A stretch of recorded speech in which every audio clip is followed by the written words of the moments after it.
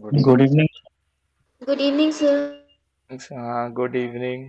चलिए, एग्जाम होने के कारण हो सकता है और लोग अभी नहीं ज्वाइन करे, लोग को लगता है ना वीडियो रिकॉर्ड हो जाता है, तो कोई बात नहीं, उनका डाउट नहीं होगा या कोई और सिचुएशन हो सकता है उनका साथ। तो हम लोग स्टार्ट करते हैं। हाँ, हम स्क्रीन शेयर करते हैं आपको।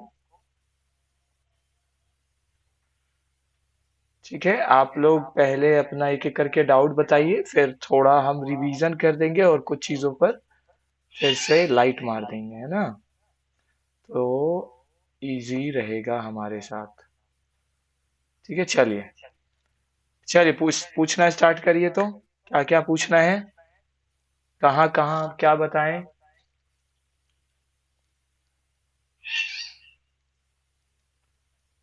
बोलिए। सर अभी तक तो डाउट नहीं हुए।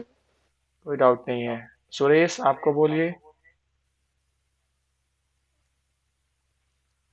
सर, प्रीवियस ईयर क्वेश्चन का लास्ट क्वेश्चन में डाउट था। प्रीवियस ईयर कौन सा? 8 2023? नंबर। 2023 का 1 नंबर? Yes sir. क्या डाउट है इसमें, बोलिए।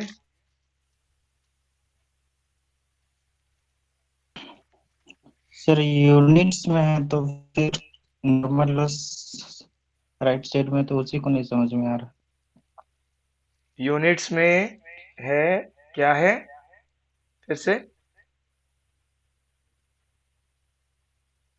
एक बार फिर से क्लियर करिए क्वेश्चन।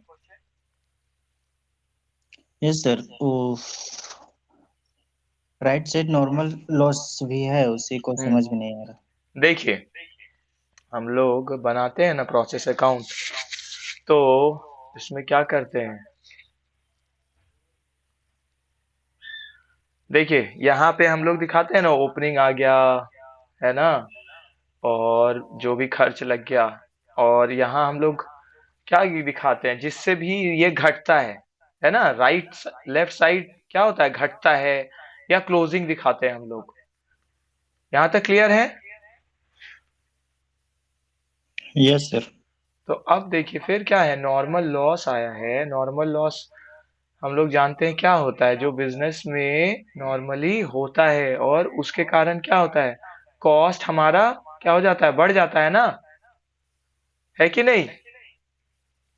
क्योंकि नॉर्मल लॉस भी किसका हिस्सा, हाँ, नॉर्मल लॉस भी किसका हिस्सा बन जाता है, हमारा कॉस्ट ऑफ प्रोडक्शन का, है ना। तो देखिए इस क्वेश्चन में कितना है, 200 यूनिट्स है। ठीक है, तो यहाँ पे हम लोग जो भी राइट साइड में जितना लिखना है वो तो लिखेंगे ही, क्लोजिंग ये सब। लेकिन नॉर्मल लॉस रहता है तो यहाँ लिखते हैं ना बाय, क्या लिखते हैं, नॉर्मल लॉस। बोलिए, क्या लिखते हैं बाय? यस, हाँ, नॉर्मल नॉर्मल लॉस। लॉस। और यहाँ क्या होता है, यूनिट्स, और यहाँ क्या होता है, अमाउंट ना, है ना। Yes sir. यूनिट के कॉलम में दिया हुआ है 200 यूनिट्स, और अमाउंट इस क्वेश्चन में आपका नहीं है, मतलब कुछ रियलाइज नहीं हुआ आपको, तो वहां क्या करेंगे, कुछ नहीं। क्लियर हो गया? बोलिए।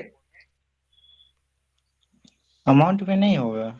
अमाउंट अगर कुछ रहता तब ना, कि ये जो लॉस हुआ है आपको, उसको फिर आप बेचे कुछ, और बेचने से आपको इतना प्राप्त हुआ, तो लॉस है ना। जब तक अगर क्वेश्चन में इंडिकेट नहीं किया जाएगा तब तक अमाउंट तो हम खुद से नहीं मानेंगे ना।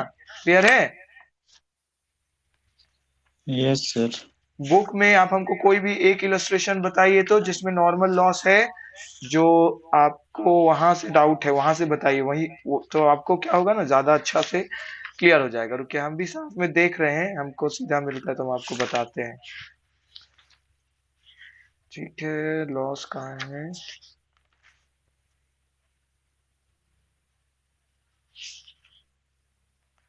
हाँ, देखिए इलस्ट्रेशन 12। ठीक है, आ, साथ में आ गए, आ जाइए, तब आपको साथ में दिखेगा। देखिए इसमें इलस्ट्रेशन 12 में आ गए क्या, हेलेन, सुरेश? यस सर, आ गया। आ गए। देखिए यहाँ पे लिखा हुआ है ना, ट्वेल्थ में नॉर्मल वेस्टेज है 10%, और सेल ऑफ नॉर्मल वेस्टेज है ₹10 पर यूनिट। तो यहाँ मेंशन्ड है ना 10 पर यूनिट, तब ना, समझ गए। समझ गए? Yes sir. बाकी बाकी तो क्लियर है, फिर बाकी तो बैलेंसिंग फिगर और वो हो जाएगा, है ना? जहाँ पे है क्लियर है कि बताए और यस सर, उसी पूरा में कंफ्यूज थे। बस इसी में ना, पूरा छोड़ अब नहीं बताने का जरूरत है। Yes sir. ठीक है, तो बाकी आप कर लेंगे ना अब?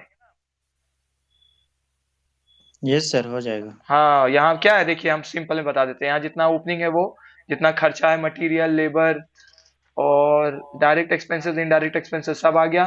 ठीक है, यहाँ नॉर्मल लॉस आ गया, और यहाँ क्या आ जाएगा, आपका क्लोजिंग स्टॉक आ जाएगा। टोटल प्रोडक्शन है 20,000 यूनिट्स का। ठीक है, तो 20,000 में आपका 200, तो यहाँ पे हम लोग मटेरियल में ही लिख देते हैं, यूनिट्स में, है ना? लिखते हैं ना, है ना? बोलिए। Yes sir. और फिर क्या करेंगे, तो आपका 200 क्या हो गया, लॉस हो गया, तो बाकी बैलेंसिंग फिगर आपका इतना 200 माइनस हो जाएगा। क्लियर है? यूनिट्स में, है ना? क्लियर है? Yes yes sir. सर। हाँ बोलिए, बोलिए बीना। सर क्लियर है। हाँ ठीक, अच्छा। आप लोग मोबाइल को जैसे वीडियो देखते हैं ना बड़ा करके, उस तरह से स्क्रीन को कर लीजिए, हाँ, तो बड़ा स्क्रीन हो जाएगा, तो आपको अच्छा बनेगा। ठीक है, और बताइए, नेक्स्ट डाउट किन्हीं का कहीं पर भी?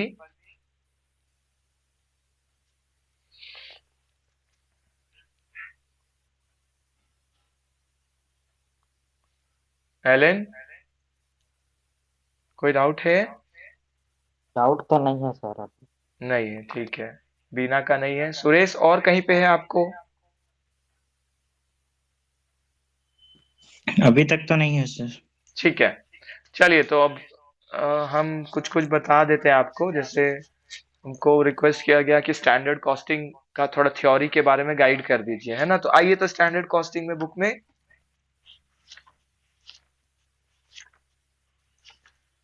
स्टैंडर्ड कॉस्टिंग और बजटिंग का भी डिस्कस कर लेंगे, और एक बार ओवरऑल भी आपको कुछ हम बता देंगे।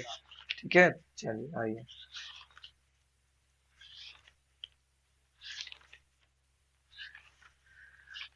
आगे, यस। Yes sir.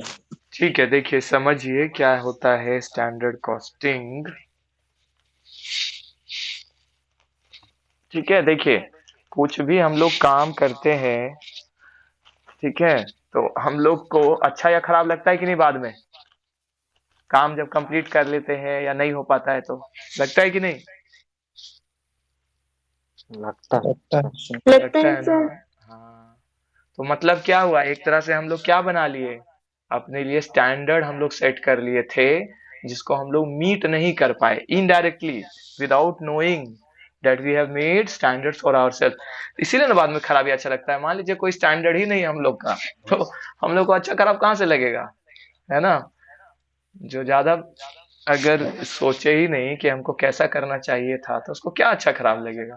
तो बिजनेस में इस चीज को लिखित रूप में किया जाता है। ठीक है, बिजनेस में हम लोग एक डिजायर्ड लेवल तय करते हैं, ठीक है, कि हमारा किसी चीज के लिए क्या परफॉर्मेंस लेवल रहेगा। ठीक है, जब ये परफॉर्मेंस लेवल को हम मतलब तय किए हैं जो, उसी को क्या बोलते हैं, स्टैंडर्ड। ठीक है, उसको क्या बोलते हैं, स्टैंडर्ड। हम अपने लिए ये स्टैंडर्ड सेट किए।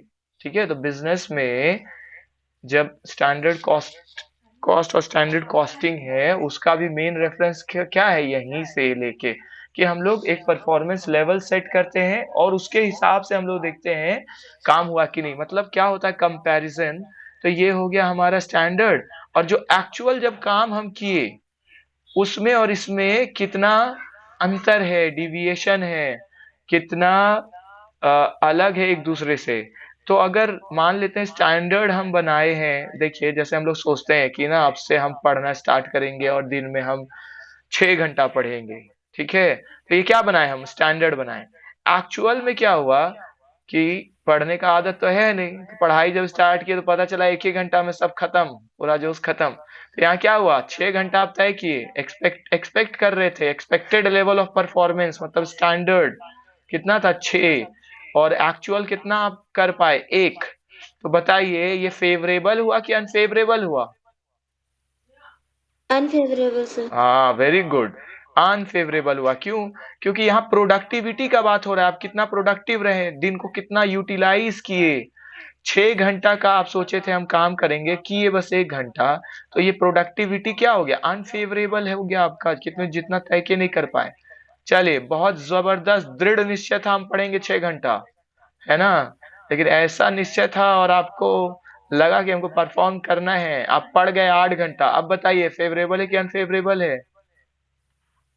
Favourable sir. हाँ, वेरी गुड। फेवरेबल। हाँ, फेवरेबल है। क्यों? क्योंकि एक्चुअल में आप जितना सोचे थे उससे बेटर कर लिए। तो ये तो हुआ प्रोडक्टिविटी, या ये हुआ किस कॉन्टेक्स्ट में, सेल्स का अगर बात करें कि सोचे थे 6 लेकिन हुआ 1 तो अनफेवरेबल, सोचे थे 6 लेकिन हुआ 8 तो फेवरेबल। यही चीज प्रॉफिट के भी टर्म्स में हो गया। आप समझ में आया? प्रॉफिट और सेल्स में एक्चुअल ज्यादा होगा तो आपको फायदा है। क्लियर है? Yes sir. Yes sir. Sir. हाँ, और यही बात जब कॉस्ट के टर्म्स में होता है ना, मतलब खर्च के टर्म्स में, उस केस में मेरा स्टैंडर्ड हम तय किए, मान लेते हैं कि हम मेरा खर्च होगा टोटल 5, एक्चुअल में खर्च हुआ बस 1। बताइए ये फेवरेबल है कि अनफेवरेबल है? अच्छा है कि नहीं अच्छा है? क्या बोलिए? खर्च का बात हो रहा है, खर्च में क्या रूल चलेगा, ज्यादा कि कम? अच्छा, कम अच्छा सर। हाँ, वेरी गुड। तो इसमें हम लोग क्या किए, स्टैंडर्ड से ही कम खर्च किए। कम खर्च में ही मतलब, कम खर्च किए मतलब क्या, कम खर्च में ही काम हो गया। ये नहीं कि बस कैसे भी कम खर्च किए तो अच्छा हो गया, काम ही नहीं हो तो फायदा क्या हुआ। तो यहाँ क्या होगा, ये फेवरेबल हो जाएगा। क्यों? क्योंकि सोचे थे 5 रुपया खर्च होगा, खर्च हुआ बस 1। मतलब क्या हुआ, हम कुछ ऐसे जगह से खरीद लिए जहां हमको एकदम सस्ता पड़ा। ठीक है? एक देखिए, एक बार हम और मेरे दोस्त, ये रियल चीज है ताकि आपको याद रहे, इसलिए स्टोरी और ये सब बोल रहे हैं। हम और मेरा दोस्त ना, यहाँ बीआईटी बाजार है रांची में, बीआईटी कॉलेज जो बहुत फेमस है यहाँ, बीआईटी मिश्रा, तो उस बाजार लगता है। तो हम लोग एक बार ना 12:30 बजे लगभग पहुंच गए वहां, दिन में ही, जबकि शाम में भीड़ होता है। ठीक है? तो मेरा दोस्त हमको कार सिखाने ले गया था। तो अब हुआ क्या कि क्योंकि पहले ही पहुंच गए हमको और उसको सब्जी लेना था, तो हम लोग गए वहां। तो धनिया का पत्ता 1 किलो मिल रहा था 3 रुपया में, 1 किलो 3 रुपया में। ठीक है? तो एक ही किलो खरीदा वो। ठीक है? और वही हम लोग बांट लिए। ठीक है? अब क्या हुआ, जब हम घर लेके आए तो हमको सुनने को मिला, इतना क्यों ले आया तुम, इतना का जरूरत होता है तो खराब हो जाएगा, और हो भी गया बाद में थोड़ा। अब देखिए, यही चीज शाम में मिलता है कितना में, एक थोड़ा सा मिलता है वो 10 रुपया में। ठीक है? तो बताइए, जो ये 5 रुपया तय किए थे लेकिन 1 रुपया में निपट गया, तो यही कुछ केस हुआ होगा इनके साथ कि क्या हुआ, एकदम सस्ता में, थोक में, क्योंकि ये खरीद लिए तो इनको मिल गया ये बाद में। ठीक है? दुकानदार से नहीं खरीद के थोक में खरीद लिया, कैसे भी, क्या हुआ, कम, इसीलिए एक्चुअल खर्च इनका कम आया। तो ये हो गया फेवरेबल। स्टैंडर्ड आप बनाए 5, खर्च हो गया 6, ये क्या हो गया, अनफेवरेबल। अब आप समझ गए। ठीक है? क्लियर है सबको? बोलिए। Yes sir. Yes. Yes sir. ठीक है? तो ये याद रखिएगा, प्रॉफिट सेल्स के केस में एक्चुअल ज्यादा होना चाहिए तभी अच्छा है मेरे लिए। प्रॉफिट जितना ज्यादा उतना अच्छा, सेल्स जितना ज्यादा उतना अच्छा। ठीक है? इसलिए एक्चुअल सही होना चाहिए, एक्चुअल ज्यादा होना चाहिए। जबकि कॉस्ट में ये चीज उल्टा होता है। क्यों? क्योंकि एक्चुअल अगर ज्यादा हो गया तो आपको नुकसान हो जाएगा वो तो, इसलिए कम हुआ तो फेवरेबल। ठीक है? चलिए आगे बढ़ते हैं। देखिए, तो मीनिंग ऑफ स्टैंडर्ड कॉस्ट हम लोग कर लिए। ठीक है? बुक में जैसे ये हम समझाए तो सिंपल वे में और लैंग्वेज के टर्म्स सिंपल उसमें बोल दिए। बुक में इसी को थोड़ा अलग अलग चीज करके बोला गया है। ठीक है? लेकिन अभी हम लोग का तो जल्दी एग्जाम है ना, तो हम लोग उतना उतना, ठीक है, लेकिन आप बुक में जरूर इंट्रोडक्शन पढ़िए, उससे क्या होता है, नॉलेज अच्छा आता है। कोई भी चैप्टर का इंट्रोडक्शन पढ़ते हैं हम लोग, तो हम लोग को ज्यादा अच्छा समझ में आता है चीज। ठीक है? इसलिए पढ़ना चाहिए। चलिए देखिए, तो इसमें, सर। हाँ सर बोलिए, कुछ पूछना। बोलिए बोलिए। सर अपने शब्दों में भी एग्जाम में लिख सकते हैं ना, जैसे आ, आप बताएं। हाँ, अपने ही शब्दों में लिखने वालों को अच्छा मार्क्स मिलता है, बुक का रटा रटा हमें नहीं मिलता है। ठीक है? अपने शब्दों में ही लिखिए। और आप लोग बड़े हो गए हैं अब क्या रट के जाएंगे लिखेंगे। देखिए, आप कोई भी चीज को बस उसका डिफिनीशन बस जो है कि जो ऑथर देते हैं बस उसको लर्न करना है आपको, क्योंकि वो डिफिनीशन आप कोट कर रहे हैं ऑथर को, तो उनका ऑथर का ही पूरा वर्ड बाय वर्ड होना चाहिए। तो बस इसको लर्न करिए और बाकी तो पॉइंट्स आप भले ही कुछ कुछ पॉइंट्स लर्न करिए बस। ठीक है, 3 5 पॉइंट, 3 पॉइंट भी काफी है, बाकी आप लिख सकते हैं, है ना। तो अपने से भी लिखना है। आप लोग कर लेंगे, आप लोग तेज है, कुछ नहीं होगा, है ना, कर लेंगे। सिंपल में समझ जाइए कॉन्सेप्ट्स को। रिवीजन वीडियो भी है ही चैनल पे, रिवीजन वीडियो देखिए, प्रीवियस ईयर का देखिए, ज्यादा काम तो यही कवर कर लेगा, प्रीवियस ईयर और ये, है ना। और जो इम्पोर्टेंट क्वेश्चन का लिस्ट भेजे हैं उसको देखिए। ठीक है, फिर इलस्ट्रेशंस जो इम्पोर्टेंट करके भेजे हैं, कम से कम बेसिक्स इलस्ट्रेशंस आपका सारा कवर होना चाहिए। ठीक है, डायग्राम और चार्ट्स देखिए, फॉर्मेट्स देखिए, और जरूर इसको एग्जाम में यूज करिए। प्रैक्टिकल जितना आंसर होता है ना उतना अच्छा होता है, चार्ट्स, डायग्राम्स, ठीक है, फॉर्मूला, तब चेक करने वाले उनको भी अच्छा लगता है कि हम चेक कर रहे हैं किसी किन्हीं का कॉपी। ठीक है, तो जितना आप बेटर करेंगे उतना फेवरेबल हो जाएगा आपके लिए। और कॉन्फिडेंस रखिए। ठीक है, कम भी पढ़े हैं, कॉन्फिडेंस में है ना, तो आप ज्यादा बेटर करेंगे। और बहुत भी पढ़ के गए, रट रट के भी गए हैं, कॉन्फिडेंस नहीं है ना, तो नहीं कर पाएंगे। ठीक है, कॉन्फिडेंस ही मेन है। और टाइम मैनेजमेंट, एग्जाम में टाइम, टाइम देखिए कि मेरा टाइम वेस्ट तो नहीं हो रहा है, कहीं अटक में छोड़िए उसको, तुरंत दूसरा क्वेश्चन, जहां लगे कि यहाँ मेरा टाइम वेस्ट होगा छोड़ दीजिए। ठीक है, उससे क्या होगा, लास्ट में पूरा टाइम बचेगा आपके पास, फिर आप आके उसको सॉल्व करिए।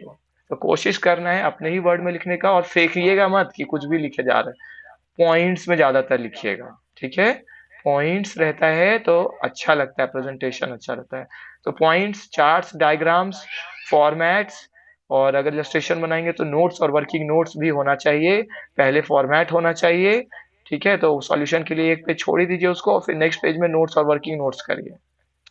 ठीक है, और ज्यादा लग रहा है कि बहुत छोटा ही इसका सॉल्यूशन है तो भी करिए, और उसमें थोड़ा एक्सप्लेन थ्योरी भी कुछ कुछ डाल दीजिए, रेलिवेंट थ्योरी जो उस क्वेश्चन से मिलता है। ठीक है, चलिए आगे बढ़ते हैं। तो स्टैंडर्ड कॉस्ट का हम लोग देख लिए इंट्रोडक्शन में। अब मेन चीज बस हम बताते हैं, अब आप लोग समझ गए है ना। तो फीचर्स है, फीचर्स तो अब देख के, क्योंकि हम लोग तो बताइए, तो पहले ही से हम लोग तय करते हैं स्टैंडर्ड, इसीलिए इसको बोलते हैं क्या, प्री डिटरमिन्ड कॉस्ट, क्योंकि पहले ही से हम तय कर ले रहे हैं, इसलिए प्री डिटरमिन्ड कॉस्ट बोल रहे हैं यहाँ पे, क्योंकि पहले ही से हम तय कर रहे हैं। ठीक है, और इसको देखिए शुरू में ही लिखा हुआ है शुड बी कॉस्ट है। स्टैंडर्ड मतलब क्या होता है, इतना करना चाहिए, चाहिए चाहिए पे फोकस है, चाहिए है नहीं, है तो एक्चुअल हो जाएगा वो तो यहाँ पे क्या होता है, शुड बी कॉस्ट, इसलिए इसको बोलते हैं। ठीक है, कि इतना होना चाहिए। फिर देखिए मीनिंग या कॉन्सेप्ट ऑफ स्टैंडर्ड कॉस्टिंग है। अब अंतर समझिए, स्टैंडर्ड कॉस्ट और स्टैंडर्ड कॉस्टिंग में अंतर है। क्या अंतर है? ठीक है, देखिए स्टैंडर्ड कॉस्टिंग टेक्निक है, स्टैंडर्ड कॉस्ट एक कॉस्ट क्राइटेरियन है, जिससे हम लोग क्या करते हैं, हम लोग देखते हैं कि हमारा क्या, या स्टैंडर्ड के बारे में हम लोग तय करते हैं ना, तो जिससे हम लोग एफिशिएंसी नापते हैं अपना। ठीक है, कि हम लोग जो एक्चुअल कॉस्ट किए हैं हमारे तय किए हुए लेवल के हिसाब से है कि नहीं। ठीक है, तो इसीलिए लिखा हुआ देखिए बुक में भी, यार्ड स्टिक है। ठीक है, कि ये वो पैमाना है जिससे हम लोग एक्चुअल कॉस्ट के बारे में पता लगाते हैं, कौन, स्टैंडर्ड कॉस्ट। अब स्टैंडर्ड कॉस्टिंग क्या है, तो देखिए अब ये दोनों अलग अलग टर्म है। अगर क्वेश्चन में आएगा क्या ये दोनों सेम है, standard cost and standard costing, नहीं, सेम नहीं है। ठीक है, ये कॉस्ट क्राइटेरियन है, जिससे मतलब ये यार्डस्टिक है जिससे एक्चुअल कॉस्ट का पता लगाते हैं। ठीक है, जबकि हमारा स्टैंडर्ड कॉस्टिंग एक टेक्निक है जो यूज करता है स्टैंडर्ड कॉस्ट को, मतलब स्टैंडर्ड कॉस्ट का फॉर्मूलेशन कि उसको बनाते हैं। ठीक है, और उसको बना के फिर क्या करते हैं, हम लोग कंपैरिजन करते हैं। किसमें कंपैरिजन करते हैं, स्टैंडर्ड में और एक्चुअल में। और जो डिफरेंस आता है, अगर कोई डिफरेंस है स्टैंडर्ड और एक्चुअल में, जो कि होना बहुत चांसेस है होगा ही, क्योंकि जरूरी थोड़ी हम लोग मीट कर जाए जितना स्टैंडर्ड बनाए, आगे पीछे होता है। तो कितना डिफरेंस है, मतलब डिविएशन कितना है, और इसका सुधार हम कैसे कर सकते हैं, मतलब एक तो डिफरेंस भी देखता है, फिर डिविएशन भी देखता है, कितना अमाउंट मेजर करता है, फिर करेक्शन भी कैसे होगा उसका भी सुझाव देते हैं। किसके जरिए, टेक्निक के जरिए, जिसका क्या नाम है, स्टैंडर्ड कॉस्टिंग। क्लियर हो गया standard cost, standard costing? Yes sir. Sir. ठीक है, यस सर। हाँ, अब यहीं पे एक और डिफरेंस समझ लीजिए। ये तो हुआ डिफरेंस स्टैंडर्ड कॉस्ट और स्टैंडर्ड कॉस्टिंग। एक और है टर्म बजटरी कंट्रोल। ठीक है, आप देखिए बुक में जब आगे आप बढ़ेंगे तो आएगा standard costing and budgetary control. देखिए सिंपल में समझ लीजिए, बजट जब बनता है ना, ये पूरा ऑर्गेनाइजेशन के लिए बनता है, जबकि स्टैंडर्ड कॉस्ट हम लोग पूरा ऑर्गेनाइजेशन के लिए नहीं करते हैं। मेनली देखिए बुक में भी है, प्रोडक्शन और प्रोडक्शन कॉस्ट के लिए करते हैं। ठीक है, तो मेनली प्रोडक्शन और प्रोडक्शन कॉस्ट मतलब मटेरियल, लेबर, ठीक है, इसका कॉस्ट और ओवरहेड, इसका कितना वेरिएंस आ रहा है स्टैंडर्ड और एक्चुअल में, तो बस ये मेनली इसको कवर करता है स्टैंडर्ड कॉस्ट। ठीक है, जबकि बजटरी कंट्रोल क्या है, सिर्फ वो पूरा ऑर्गेनाइजेशन के लिए होता है। ठीक है, तो स्कोप किसका ज्यादा हुआ बताइए, कौन बड़ा है, बजटरी कंट्रोल की standard costing? Budgetary control sir. हाँ वेरी गुड, बजटरी कंट्रोल, क्योंकि ये तो पूरा ऑर्गेनाइजेशन को कवर कर रहे हैं, यहाँ बस प्रोडक्शन कॉस्ट है मेनली, तो इसीलिए बजटरी कंट्रोल का ज्यादा स्कोप है। अब देखिए एप्लीकेबिलिटी, पीछे पलट के देखिए, एप्लीकेबिलिटी लिखा हुआ है, कहाँ कहाँ एप्लीकेबल है ये स्टैंडर्ड कॉस्टिंग। ठीक है, कहाँ कहाँ एप्लीकेबल है, तो सबसे पहले देखिए जहाँ पे मास प्रोडक्शन होता है। मास प्रोडक्शन मतलब क्या, एकदम ज्यादा पैदा, मतलब ज्यादा हम लोग प्रोड्यूस करते हैं, किस क्या चीज का, लिखा है होमोजेनस प्रोडक्ट होना चाहिए। होमोजेनस मतलब क्या हुआ, एक जैसा। ठीक है, इकोनॉमिक्स में भी आप लोग पढ़े होंगे। ठीक है, होमोजेनस प्रोडक्शन, ठीक है, ये होमोजेनस प्रोडक्ट्स, तो सेम चीज जैसे प्रोड्यूस करते हैं। ठीक है, रिपीटिटिव कैरेक्टर होता है, एक ही जैसा होता है। जहाँ पे सिंगल यूनिट या आउटपुट कॉस्टिंग यूज होता है, प्रोसेस कॉस्टिंग यूज होता है। ठीक है, तो इस तरह से अलग अलग लिखा हो, इसको आपको जरूर रीड करना है, एप्लीकेबिलिटी इंपॉर्टेंट है एग्जाम पॉइंट ऑफ व्यू से। ठीक है, और नहीं भी आता है स्टैंडर्ड कॉस्टिंग का थ्योरी आता है तो कहाँ अप्लाई होता है वो आप लिखिए, क्योंकि ये एग्जाम्पल हो गया एक तरह से, और वो क्या हो गया, प्रैक्टिकल बना देगा आपको आंसर को। थ्योरी आंसर भी अच्छा हो जाएगा, प्रैक्टिकल का यूज हो जाएगा उसमें। ठीक है, जैसे एग्जाम्पल भी लिखा हुआ है देखिए। ठीक है, कहाँ कहाँ मेनली यूज होता है, ट्रांसपोर्टेशन वाला में, पब्लिक यूटिलिटीज वाले में भी यूज होता है। ठीक है, एक जैसा जहाँ प्रोडक्ट बनता है, जैसे प्रोडक्शन ऑफ सीमेंट है, आयरन स्टील है, ब्रिक्स है, ठीक है, केमिकल्स है। क्यों एक ही जैसा, क्यों आप समझिए, क्यों ये कॉन्सेप्ट का बात है, क्यों एक ही जैसा वाला चीज में यहाँ यूज हो रहा है, क्योंकि तभी ना आप स्टैंडर्ड बनाएंगे और वो स्टैंडर्ड आगे आपका कंपैरिजन में भी हेल्प करेगा। आप आप क्या हो रहा है, बार बार अपना प्रोडक्ट ही चेंज कर रहे हैं, या अलग अलग तरह का प्रोडक्ट बार बार बनाते जा रहे हैं, तो क्या स्टैंडर्ड बनाएंगे आप, स्टैंडर्ड बनाए या फिर अलग प्रोडक्ट बनाने लग गए, तो क्या हुआ, स्टैंडर्ड जो बनाए, तो स्टैंडर्ड बनाना भी इतना आराम से थोड़ा बन जाएगा। टेक्निकल चीज है ये, इसमें टेक्निकल एक्सपर्ट लोग होते हैं, वो बनाते हैं स्टैंडर्ड। ठीक है, तो बार बार आपका क्या खर्च ही बैठ जाएगा, तो इसीलिए जहाँ एक ही तरह का प्रोडक्शन वाला चीज होता है वहां पे कहीं और भी आप यूज कर सकते हैं, लेकिन क्या होगा, आपको खर्चीला पड़ेगा फिर। ठीक है, गुड इवनिंग मुकेश, आप अभी आए हैं, बताइए तो मुकेश, कोई डाउट है आपको, कहीं कुछ पूछना है?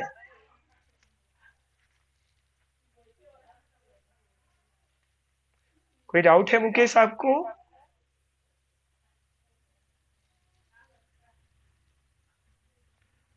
लगता है, ठीक है, आवाज नहीं पहुंचा है या उनका, ठीक है। देखिए फिर क्या है, तो इसी तरह एग्जांपल से वो सब देखिए।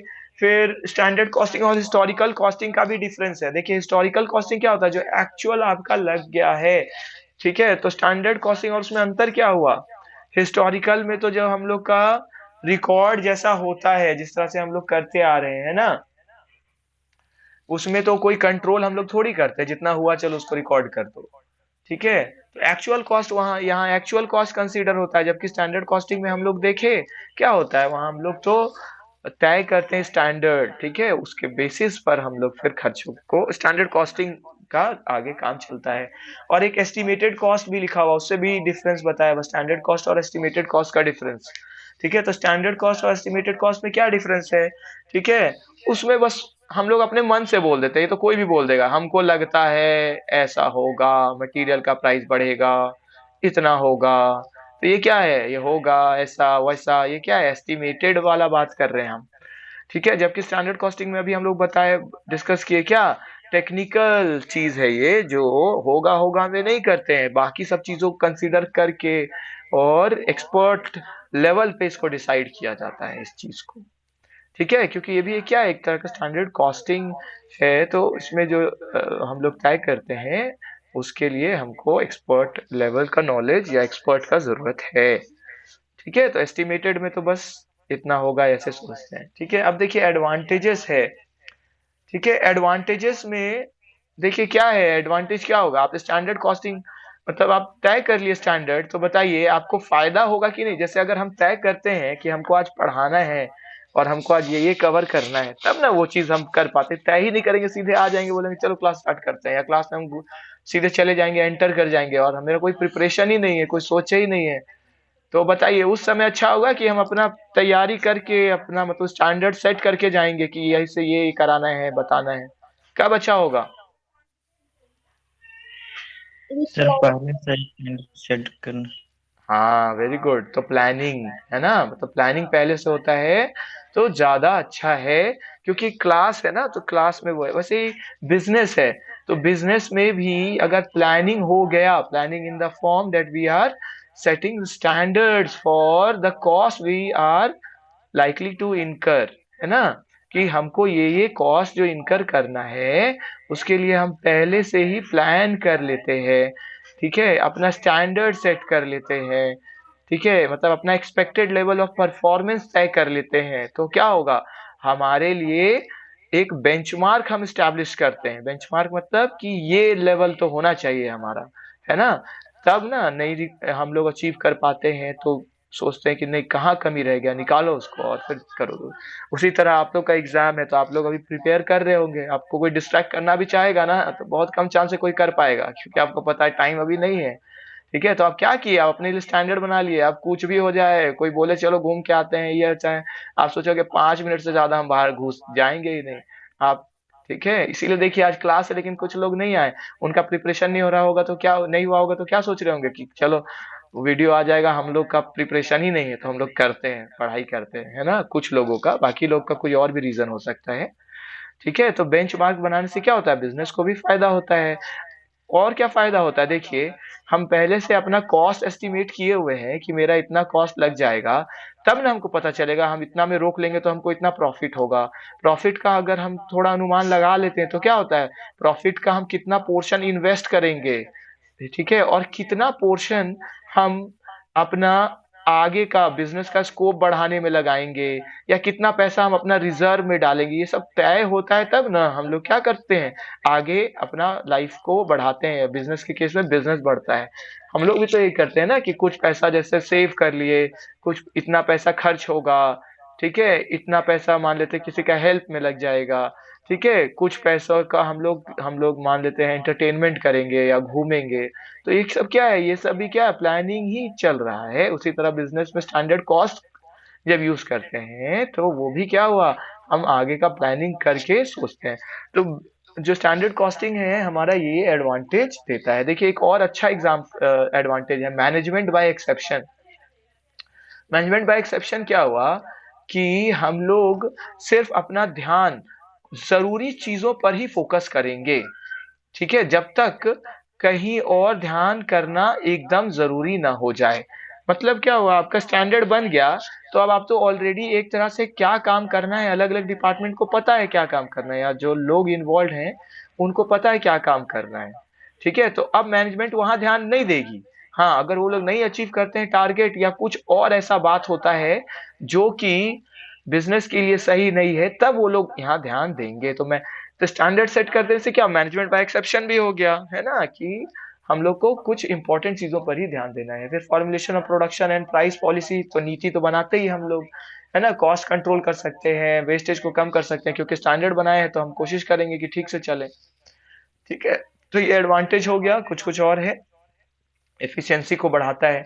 डिसएडवांटेज में देखिए अनरियलिस्टिक स्टैंडर्ड्स। ये अनरियलिस्टिक स्टैंडर्ड क्या होता है, हम प्लान किए, है ना, कि हम बहुत ही अच्छे से पढ़ाई करेंगे, है ना, 10 घंटा पढ़ेंगे।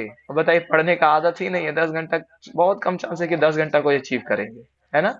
तो यहाँ पे क्या हुआ, क्योंकि आप टाइम लगेगा तो ठीक है, 1 घंटा कम से कम।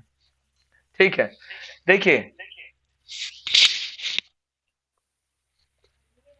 ठीक है, तो ये अनरियलिस्टिक स्टैंडर्ड क्या हो गया, जब ज्यादा ही स्टैंडर्ड, तो बिजनेस अगर अपना स्टैंडर्ड बना ली ठीक है, अपना जो जो अभी मार्केट में है भी नहीं, बोलती है वो प्राइस हम मटेरियल को अचीव करेंगे, मान लेते हैं 100 रुपीज में, है ना, ठीक है, 100 रुपीज पर केजी में, जबकि मार्केट में 200 से नीचे में मिलता ही नहीं है।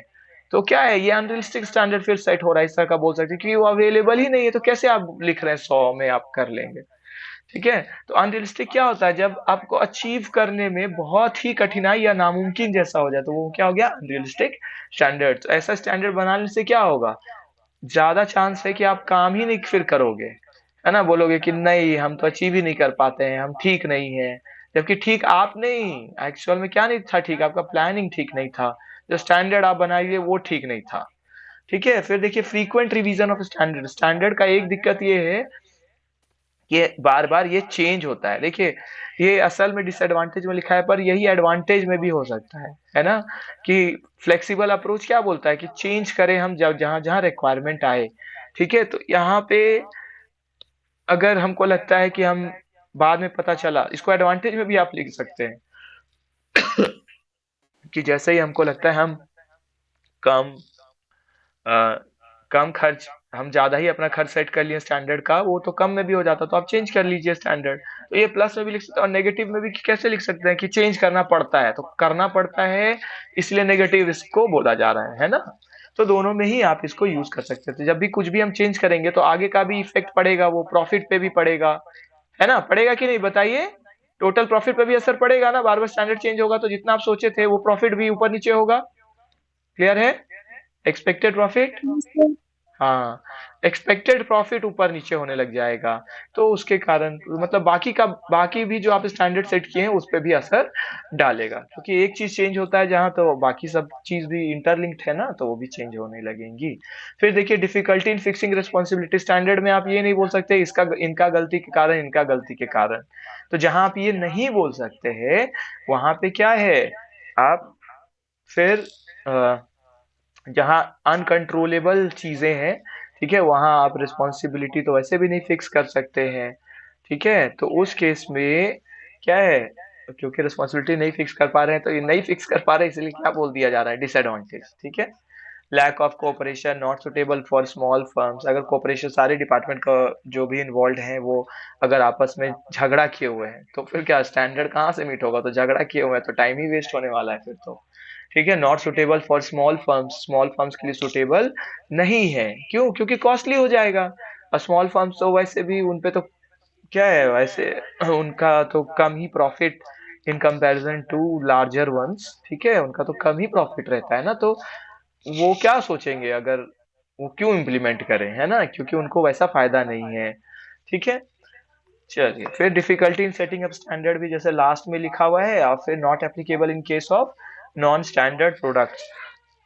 स्टैंडर्ड प्रोडक्ट्स जहां नहीं है, मतलब वही होमोजेनस प्रोडक्ट नहीं है, एक जैसे प्रोडक्ट नहीं है, वहां तो आप वैसे भी सेट करने में आपको दिक्कत होगा, जैसे हम लोग डिस्कस कर लिए। फिर काइंड्स ऑफ स्टैंडर्ड लिखा हुआ, बोलिए एडवांटेज डिसएडवांटेज क्लियर है सबको।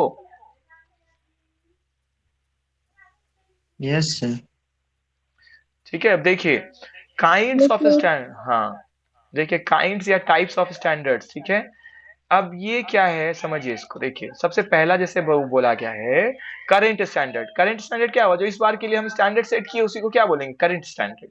ठीक है, सेकंड देखिए आइडियल स्टैंडर्ड। आइडियल स्टैंडर्ड क्या होता है, सब चीजें जब सही रहेंगी, ठीक है, सब चीजें सही रहेंगी तो ये हमारा स्टैंडर्ड है। ठीक है, मतलब अगर कोई दिक्कत नहीं आएगा प्रोडक्शन में, तो जैसे बोल रहे हैं हम कि हम दिन में 10 घंटे बिना रुके काम करेंगे, कोई दिक्कत नहीं आएगा, तब का ये बात है, तो इसीलिए क्या बोले आइडियल। किसी किसको नहीं बोलते आइडियल पर्सनालिटी है एकदम, मतलब क्या आदर्श आदमी है।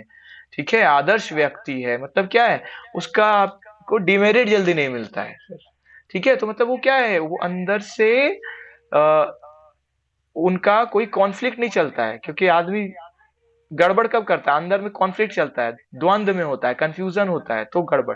तो उसी तरह बिजनेस में आइडियल स्टैंडर्ड क्या हुआ, बिजनेस को कोई चीज रोके नहीं, सब चीज क्या है स्मूथ चल रहा है, जबकि ऐसा तो जल्दी होता नहीं है, कभी स्ट्राइक होता है, कभी लाइट का फेलियर होता है, कभी मशीन खराब होता है। ठीक है, तो अलग अलग चीजें हैं, तो ये हो गया आइडियल स्टैंडर्ड, ये मान के चलता है कि सब चीजें जब सही होंगी तब हमारा स्टैंडर्ड क्या होगा। ठीक है, जैसे करंट स्टैंडर्ड मान लेते हैं, अभी का स्टैंडर्ड है कि हम लोग को 7 घंटा मेरा ये है काम करना है, ठीक है, 7 आवर्स, ये करंट स्टैंडर्ड है। आइडियल स्टैंडर्ड क्या हो गया कि नहीं सब चीज से नहीं लेंगे तो 10। एक्सपेक्टेड क्या हुआ, एक्सपेक्टेड के लिए बोला गया है कि अभी का जो एक्सपेक्टेड कंडीशन है उसके हिसाब से जो स्टैंडर्ड। इसी तरह अलग अलग स्टैंडर्ड देखिए, फिर 4 में क्या है, बेसिक, बेसिक स्टैंडर्ड, बेसिक का अलग अलग नाम दिया हुआ है बुक में। हाँ, क्या क्या है, अलग अलग नाम है, क्या लिखा है, बोगी, BOGEY, बोगी स्टैंडर्ड, या फिक्स स्टैंडर्ड, या स्टैटिक, ठीक है, स्टैटिक स्टैंडर्ड। तो आप लोग भी लिख लीजिएगा, जिसका भी अलग अलग नाम है, क्योंकि क्वेश्चन में 1 मार्क्स का आएगा तो आपको इजी रहेगा। देखिए बुक में लिखा हुआ है बोगी स्टैंडर्ड, या फिक्स स्टैंडर्ड, या स्टैटिक, ठीक है ना, हाँ स्टैटिक, ठीक है। तो ये क्या हो गया हमारा बेसिक। बेसिक क्या हो गया, जो कि एक एक आप फिक्स करके रखे हुए हो लंबे समय तक, ठीक है। फिर नॉर्मल स्टैंडर्ड है, नॉर्मल स्टैंडर्ड क्या है, लिखा हुआ है these are average standards. Average standard है जो कि लॉन्ग टर्म प्लानिंग और डिसीजन मेकिंग के लिए यूज होता है। तो फिफ्थ है नॉर्मल स्टैंडर्ड, तो ये जो लंबे समय के लिए आप यूज करेंगे, ठीक है, एवरेज स्टैंडर्ड, उसी को क्या बोल रहे हैं, नॉर्मल। फिर लैक्स या लूज स्टैंडर्ड है, जब स्टैंडर्ड्स को हम लोग नीचे लेवल में सेट करते हैं, ठीक है, बिलो सेट करते हैं बिलो एफिशिएंसी लेवल, ताकि हमारा फेवरेबल रहे आगे। जैसे म- मान लेते हैं हमको पढ़ने का मन ही नहीं है ना, हम पढ़ते ही नहीं हैं, तो हम क्या सोचे कि चलो अमित तुम आधा घंटा पढ़ लेगा ना पूरा 24 घंटा में, तो क्या है तुम बहुत अच्छा किया। तो ये क्या हुआ, स्टैंडर्ड ही लूज सेट किए हुए हैं। किस लिए, कि हम अपने आप को ये शो कर सके कि हम अच्छा एफिशिएंट एफिशिएंसी से काम कर रहे हैं, ठीक है। तो ये क्या हुआ, लैक्स या लूज स्टैंडर्ड। क्यों, क्योंकि लूज बनाया ना, क्या है 30 मिनट्स रखे हैं पूरा 24 घंटा में, तो ये तो बहुत कम करके रखे हैं, लेकिन उतना भी करके रखे हैं कि हमको अच्छा लगे कि चलो पढ़ते रहिए तो ठीक है।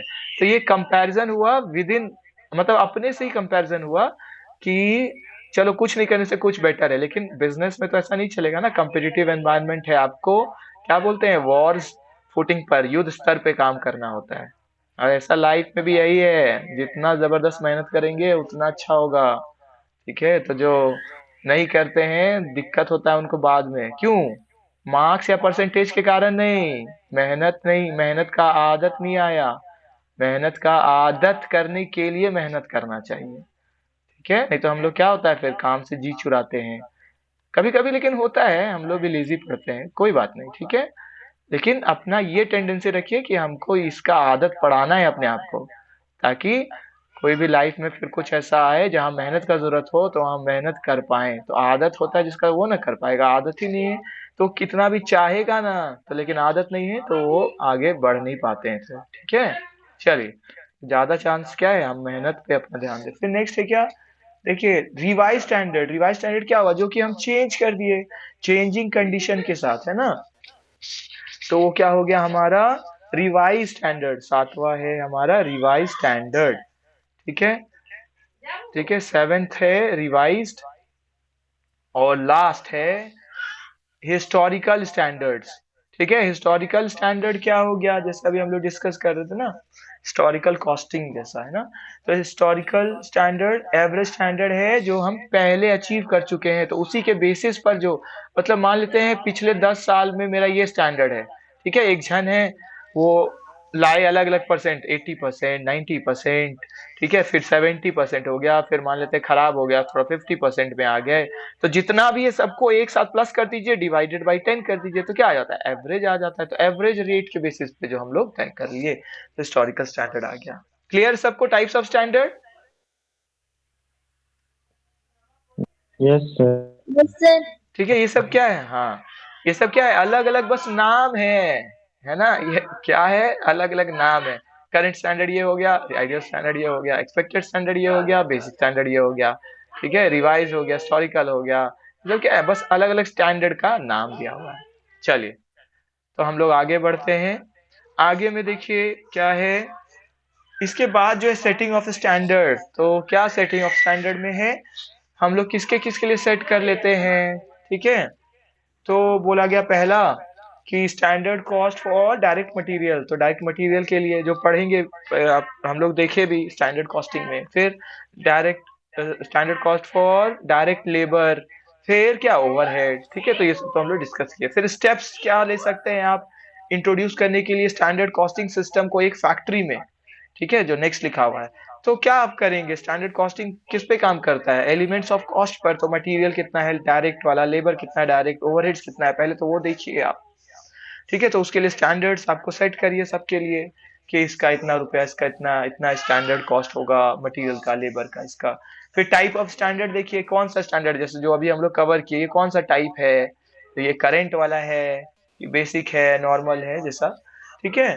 फिर स्टडी ऑफ टेक्निकल एस्पेक्ट लिखा हुआ है, ठीक है, कि किस तरह से हम लोग का प्रोडक्शन होता है उसको हम लोग देखेंगे। ऑर्गेनाइजेशनल चार्ट देखेंगे, तो ऑर्गेनाइजेशन का जो चार्ट होता है ना, ऊपर डायरेक्टर, मैनेजर, इस तरह का जो अलग अलग डिपार्टमेंट्स पे रहता है। फिर review of existing costing and budgetary control system, अभी का सिस्टम को देखेंगे। फिर एनलिस्टिंग कोऑपरेशन ऑफ एग्जीक्यूटिव्स, जिसमें एग्जीक्यूटिव्स फिर देखेंगे। फिर ट्रेन करेंगे अपने स्टाफ को, मैनुअल प्रिपेयर करेंगे, लेबर और मशीन ऑपरेशंस को हम लोग देखेंगे, स्टडी करेंगे, और मार्केट कंडीशंस और ट्रेंड ऑफ प्राइसेस को भी स्टडी करेंगे, ठीक है। तो ये तो हो गया किस तरह से फैक्ट्री में आता है। ये इंपॉर्टेंट नहीं बोल सकते, लेकिन इसको आप बस एक बार देख लीजिए कि क्या क्या काम करना रहता है ना, कुछ ही आप देख लेंगे, ठीक है, और बस समझ लीजिए कि कैसे सेट होता है। तो इस तरह से मेनली स्टैंडर्ड कॉस्टिंग का जो इंपॉर्टेंट क्वेश्चन है वो तो आपको भेज ही दिए हैं, ठीक है। लेकिन पढ़ के सब रखना चाहिए, क्या पता क्या है ना। इसीलिए कॉन्सेप्ट होगा तो आप तो कुछ भी लिख सकते हैं, फिर तो कॉन्सेप्ट मेनली पे जाए, मेन पे जाइए, है ना। फिर देखिए वेरिएंस एनालिसिस है, ठीक है, ये इंपॉर्टेंट है, आपको भेजे भी होंगे वेरिएंस एनालिसिस ना। देखिए वेरिएंस एनालिसिस सिंपल में समझ लीजिए। वेरिएंस, वेरिएंस का मतलब क्या होता है, क्या अंतर आया है ना, मतलब डिफरेंस, किस में डिफरेंस, एक्चुअल और स्टैंडर्ड में। क्लियर हो गया सबको, जो हम स्टैंडर्ड बनाए और जो एक्चुअल रहा, इसी का डिफरेंस को क्या बोलते हैं, वेरिएंस। इसी को जब हम लोग एनालाइज करते हैं, समझते हैं भाई ऐसा हुआ क्यों, जो डिफरेंस आया, तो उसी को क्या बोलते हैं, एनालिसिस बोलते हैं। क्लियर हो गया सबको, बोलिए क्लियर है, यस सर। ठीक है। तो किस किस, हाँ, किस किस एरिया में ये होता है, तो हम लोग देखे direct material, direct labour, overhead, mainly mainly क्योंकि प्रोडक्शन और प्रोडक्शन कॉस्ट पे ही स्टैंडर्ड कॉस्टिंग होता है, ऐसे सेल्स भी है, प्रॉफिट भी है, लेकिन मेनली इनसे ही कनेक्टेड है। अब देखिए, अगर जैसा हम लोग देखे, अगर क्या हो सकता है, फेवरेबल भी हो सकता है और अनफेवरेबल भी हो सकता है। फेवरेबल में क्या होता है, सेल्स और प्रॉफिट के केस में जब एक्चुअल हमारा क्या हो, ज्यादा हो, तो उसको क्या बोलते हैं, फेवरेबल। क्लियर है ना सबको, बोलिए क्लियर है, क्लियर यस सर। सर। ठीक है। तो फेवरेबल हो गया इसमें, और अनफेवरेबल तो आप समझ गए जब इसका उल्टा। और फेवरेबल होता है किसके लिए, इधर स्पेस है मेरा, अच्छा इधर ही लिख देते हैं, देखिए। और जब बात हो कॉस्ट का, मतलब मटेरियल का या लेबर का, तो उस केस में फेवरेबल कॉस्ट है, क्योंकि तो हम लोग डिस्कस भी किए इसको शुरू में ही। कब फेवरेबल है, जब स्टैंडर्ड ज्यादा हो जाए एक्चुअल से, क्योंकि कॉस्ट का जब भी बात आएगा तो एक्चुअल तो कम होना चाहिए, तभी आपके लिए अच्छा है। क्लियर है। और अनफेवरेबल उल्टा कंडीशन में। क्लियर है ना सबको, यस सर। ठीक है। फिर एक, यस हाँ ठीक है, देखिए अब फिर एक टॉपिक दिया हुआ है कंट्रोलेबल एंड अनकंट्रोलेबल वेरिएंसेस। तो कंट्रोलेबल वेरिएंस क्या होता है, जिसको कंट्रोल कर सके, ठीक है। जी क्या कंट्रोल कर सकते हैं कि ज्यादा वेस्ट ना हो हमारा, मतलब क्वांटिटी को आप कंट्रोल कर सकते हैं अगर वहां आप अच्छा से काम नहीं किए। देखिए जब हम खाना बनाना शुरू में सीख रहे थे, तो ना हम आटा लेते थे थोड़ा, जितना खाना रहे, और होता क्या था, पानी ज्यादा मिला देते थे। तो बताइए फिर से आटा डालना पड़ रहा है हमको, फिर भी नहीं होता था, इतना पानी चला जाता था, और आटा तो बनाना था एक टाइम का, बन गया क्या, और तो क्या हो गया, वेस्ट, है ना। तो वेस्टेज, तो क्या हुआ, जब हम लोग उस लेवल ऑफ उतना एक्सपर्ट नहीं रहते हैं, तो क्या होता है, हम लोग वेस्ट करते हैं ज्यादा चीजों को। तो इसको रोका जा सकता है, इसीलिए क्या बोला गया, कंट्रोलेबल। तो जब आप रोक सकते हैं वेस्ट होने से, तो उस चीज को क्या बोलते हैं, हम लोग कंट्रोलेबल, है ना, उस चीज को जो अगर कंट्रोल किया जा सकता है, लेकिन इनएफिशिएंसी के कारण, सही से काम नहीं करने के कारण अगर कंट्रोल नहीं हुआ है, तो वो कंट्रोलेबल में आता है। और अनकंट्रोलेबल क्या हुआ? मार्केट में प्राइस बढ़ गया मटेरियल का, बताइए ये आपके कंट्रोल में था? बोलिए। No sir. नहीं ना, तो ये ऐसे फैक्टर को क्या बोला जाता है? अनकंट्रोलेबल। ठीक है, अनकंट्रोलेबल वेरिएंस। तो रॉ मटेरियल का प्राइस बढ़ गया, लेबर का प्राइस बढ़ गया, ठीक है, जिसमें आप कुछ नहीं कर सकते थे, तो ये हो गया। अच्छा, तो यही कंट्रोलेबल में लेबर का एक एग्जांपल देते हैं। लेबर का एग्जांपल में कैसे कर सकते हैं? लेबर अगर काम नहीं करते हैं, है ना, तो वेस्ट कर देते हैं टाइम, तो क्या हो गया? ये कंट्रोलेबल था, लेकिन मैनेजर ध्यान नहीं दिए, तो उसके कारण क्या हुआ? ज्यादा टाइम वेस्ट हुआ। तो ये कंट्रोलेबल है वेरिएंस। ठीक है, क्लियर हो गया सबको? बोलिए। Yes yes sir. सर। एक बार जरूर, हाँ, एक बार जरूर बुक से इसको रीड भी कर लीजिएगा। ठीक है, अब देखिए क्लासिफिकेशन ऑफ वेरिएंसेस है कि किस किस भाग में इसको बांटा गया है। तो तो जैसा हम लोग देखे भी हैं, ठीक है, क्लासिफिकेशन में किस किस भाग में बांटा गया है? पहला, ठीक है, क्या है? डायरेक्ट मटेरियल वेरिएंस, फिर डायरेक्ट लेबर वेरिएंस, फिर overheads variance, overheads cost variance, ठीक है, और बाद में क्या है? सेल्स या प्रॉफिट्स वेरिएंसेस। ठीक है, तो इसमें मेनली आपके सिलेबस में जो है क्या है? मटेरियल और लेबर डायरेक्टली लिखा गया है कि मटेरियल और लेबर। ठीक है, तो मेनली आपके लिए ये है, जिसमें हम लोग पहले भी देखे वीडियो में भी कि मटेरियल के जैसा ही है लेबर, बस एक आइडियल वाला छोड़ के, तो इसका वो तो वीडियो ही है एक, है ना, इसमें इसको बताया गया है। बोलिए, क्लियर हो गया अब? क्लियर है? Yes yes. सर। ठीक है, तो इसमें इन सब में करते क्या है? हम लोग कंपैरिजन करते हैं, किसका बीच में? स्टैंडर्ड कॉस्ट और एक्चुअल कॉस्ट के बीच में कंपैरिजन होता है, चाहे वो मटेरियल हो, चाहे लेबर हो, चाहे वो ये हो। ठीक है, ओवरहेड कॉस्ट, और इसमें तो सेल्स या प्रॉफिट है, तो इसका जो भी इसके अंडर जो आता है वो। तो थ्योरी के लिए लेकिन आप चारों पढ़िए, प्रैक्टिकल के लिए मेनली ये देखिए। थ्योरी के लिए कम से कम इसके अंदर कौन कौन सा वेरिएंस है उसका नाम अगर याद कर सके तो लास्ट में, अभी नहीं। ठीक है, अगर कर सके तो ये कर लेना चाहिए कि अगर थ्योरी वाला जैसे आए ना, तो हम इसको लिख देंगे, इवन ओवरहेड का भी लिख देंगे कुछ, और इसका सेल्स और प्रॉफिट का भी जो इसके अंडर आता है, 5-6 पॉइंट्स जो भी है वो हम लिखते हैं। ठीक है, ज्यादा नहीं, थोड़ा थोड़ा भी कर देंगे तो काफी है। जैसे इसमें क्या है? एक वेरिएबल आता है और एक फिक्स्ड आता है, तो इसके बारे में भी लिख दिए थोड़ा हम। ठीक है, इसके बारे में थोड़ा सा, और मटेरियल का तो हम लोग मेन पॉइंट इसका कर ही रहे हैं, तो इसके बारे में अच्छा से कर लिए।